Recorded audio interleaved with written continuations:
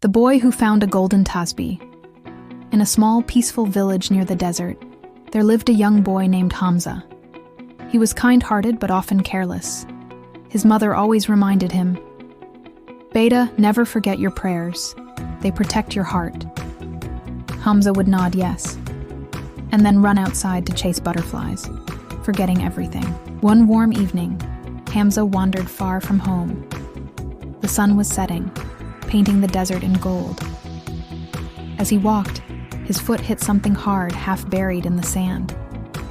Curious, he knelt down and picked it up. It was a tasbeeh, but unlike any he had ever seen. The beads were golden, shining softly as if holding light inside them. Hamza felt a warm glow in his hands, like peace entering his heart. He whispered, "Subhanallah. Who left this here?" When he touched the first bead, a gentle breeze circled him. When he touched the second bead, the desert became suddenly quiet. And when he touched the third bead, a soft voice echoed around him. "Remember Allah, and Allah will remember you." Hamza froze. His heart beat fast. Was the tasbeeh talking to him? Or was it a message from somewhere special? He took the tasbeeh home and kept it safely beside his pillow. That night, he couldn't sleep.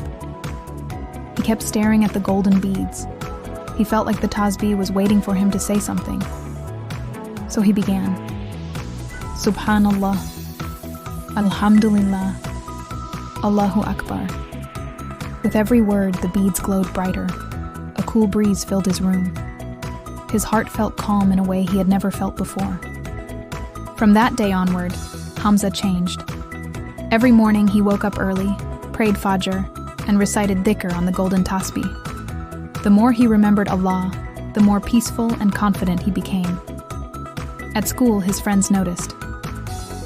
"Hamza, you look happier these days," they said. Hamza smiled. "Maybe I found something special." But he didn't tell them about the tasbeeh, not yet. One night, as he was praying, the tasbeeh glowed brighter than ever before. So bright that Hamza covered his eyes. Then he heard the voice again. "You have used this gift well, Hamza. But remember, the real light is not in the tasbeeh. It is in your heart."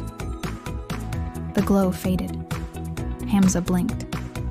The golden tasbeeh had turned into a simple wooden tasbeeh. Hamza gasped. "No. Why did the gold disappear?" The voice whispered one last time. "Because now you are the one who shines." Hamza held the wooden tasbeeh close, and for the first time he understood. It was never about finding something magical. It was about remembering Allah, trusting Him, and letting His light enter the heart. From that night on, the wooden tasbeeh stayed with him, ordinary to the world, but more precious than gold to Hamza. And everyone in the village said, "Hamza has changed. There is something bright in his eyes." But only Hamza knew the truth. His heart was glowing. Moral of the story: the strongest magic is the remembrance of Allah. True beauty is not in gold, but in a pure heart.